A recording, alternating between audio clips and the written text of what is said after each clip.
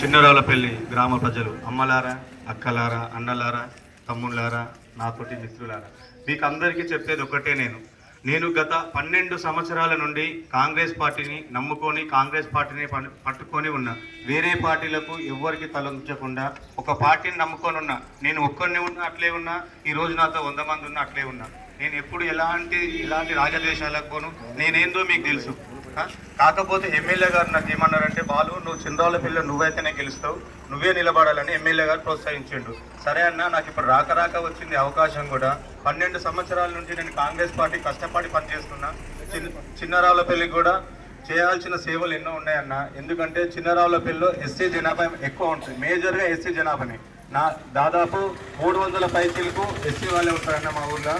వాళ్ళంతా బడుగు బలిగిన వారు కాదు, ఎవరికి భూములు జాగాలు లేవన్నా, ఏమున్నా 1/2 ఎకరా, 10 గుంటలు, 5 గుంటలు ఇట్లా ఉన్న వాళ్ళని తప్పకుండా ఆదుకోవాలన్నా. అంటే సరే ఏం చేద్దాం చెప్పుతామే అన్నాడు.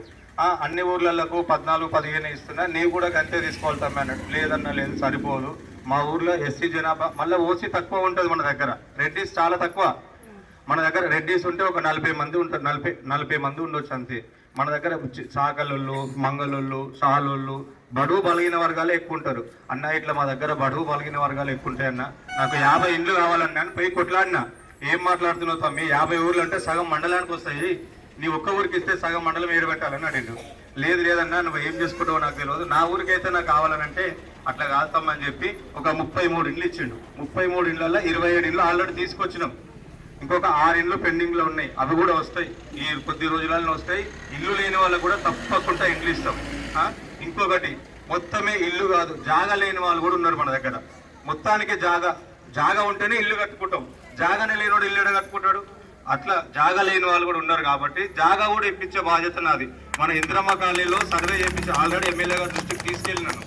ఎమ్మెల్యే గారు ఎంఆర్ఓ నా ముందే ఫోన్ చేసి ఇది ఏంది మన ఇంద్రమ్మ కాలనీలో మిగిలిన ప్లాట్లు ఉన్నాయంట ఎన్ని, అవన్నీ కొలిచి సర్వే చేసి అద్దురాలు నాటి కడీలు నాటి ఇండ్లు లేని మొత్తమే జాగలేని ప్రజలకు పేదలకు అది వేయాలని నాకు ఎమ్మెల్యే గారు చెప్పిండు. నేను ఎంఆర్ఓ గారి దగ్గర పోయినా, ఈ ఎలక్షన్లు అయిపోగానే సర్వే చేపిస్తాము. 100% ఎవరెవరికైతే జాగా లేదో వాళ్ళకు జాగిప్పించే బాధ్యత నేను ఎమ్మెల్యే దగ్గర పోయి కొట్లాడి మరి తీసుకొచ్చి నేను చేపిస్తానమ్మా. ఇంకొకటి, ఇందిరమ్మ కాలనీ అని వైఎస్ రాజశేఖర రెడ్డి ఉన్నప్పుడు అయిన కాలనీ అది. వైఎస్ రాజశేఖర రెడ్డి గెలిచినాక కాంగ్రెస్ ప్రభుత్వం వచ్చినాక ఇచ్చిన ఇండ్లు అవి. ఆ కాలనీకి రోడ్ వేయాలంటే 15 ఏళ్ల సంది రోడ్ వేయలేదమ్మా. సీసీ రోడ్ వేసినా మొన్న మనం గెలిచిన తర్వాత ఎమ్మెల్యే గారు 6 నెలలనే పోయి కొట్లాడి, అన్న ఇది మనం వైఎస్ రాజశేఖర రెడ్డి ఉన్నప్పుడు ఇందిరమ్మ పేరు పెట్టి ఇందిరమ్మ కాలనీ అని చెప్పి ఇండ్లు ఇచ్చినామన్నా, ఇవి దీనికి రోడ్డు 15 సంవత్సరాల నుంచి పట్టించుకోలేదన్నా, ఇది కంపల్సరీ రోడ్ వేయాలని అంటే ఎమ్మటే 15 లక్షల రూపాయలు నిధులు ఇచ్చి ఏపీ అని చెప్పి పంపించాడు. ఆల్రెడీ ఆ రోడ్డు కూడా వేసేసాం మన కాంగ్రెస్ పార్టీ రాగానే. ఇప్పుడు మీకు ఇంకొకటి, మన ఎస్సీ కాలనీ నుంచి సినగాన్ తండకు డాంబర్ రోడ్డు ఎవరు వేసారమ్మా? మొన్న ఎమ్మెల్యే గారు రాగానే 2,10,00,000 పెట్టి అదే వేసారు మనకు.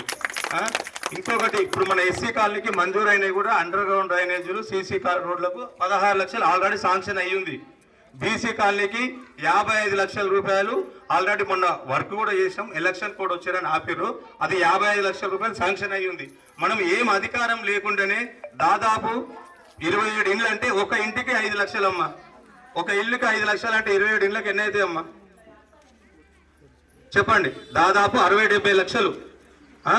అదొకటి. 2,10,00,000 పెట్టి రోడ్డు సినాన్ తండ వరకు, 17 లక్షలు పెట్టి ఇందిరమ్మ కాలనీకి రోడ్డు, మళ్ళీ మీ ఎస్సీ కాలనీకి 16 లక్షలు పెట్టి సీసీ రోడ్డు డ్రైనేజ్ శాంక్షన్ అయ్యండి.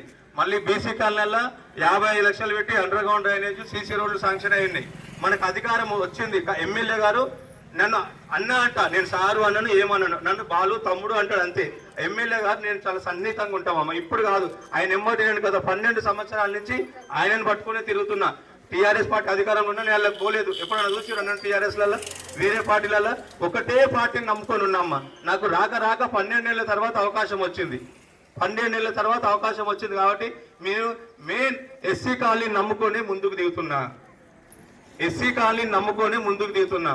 మీ మీదనే నేను 100% హోప్స్ పెట్టుకున్నా. నేను మీ మీదనే హోప్స్ పెట్టుకొని దిగుతున్నా. తల్లి అమ్మలారా, మీరందరూ ఓటేసి గెలిపిస్తేనే నేను గెలుస్తా. నేను ఎస్సీ కాలనీ మీదనే ఓప్స్ పెట్టుకొని దిగుతున్నానని మరీ చెప్తున్నా. మీరందరూ నాకు సహకరించి ఉంగరం గుర్తు మీద ఓటేసి గెలిపిస్తే మీకు ఏ సమస్య వచ్చినా ఏ పని కావాలన్నా చేసే బాధ్యత నాదమ్మా. నేను నా కర్తవ్యంగా తీసుకొని మీకు ఏ పనైనా చేసి పెడతా. నాకు ఉంగరం గుర్తు మీద ఓటేసి గెలిపించాలని మేము అందరినీ వేడుకుంటున్నాం తల్లి. ఒక్క అవకాశం ఇవ్వండి. 12 ఏళ్ల సార్లు నేను కష్టపడుతున్న కాంగ్రెస్ పార్టీకి నాకు ఈసారి అవకాశం వచ్చింది. ఒక్క అవకాశం ఇచ్చి నన్ను గెలిపించవలసిందిగా అమ్మలను అందరినీ కోరుకుంటున్నా తల్లి. బంగారు మైసమ్మ తల్లిగా చెప్తున్నా, మీకు ఏ పనైనా చేసి పెడతా. మీ బంగారు మైసమ్మ పండుగ కూడా నన్ను గెలిపేయండి. పండుగ చేయించే బాధ్యత నా చేసే బాధ్యత తల్లి.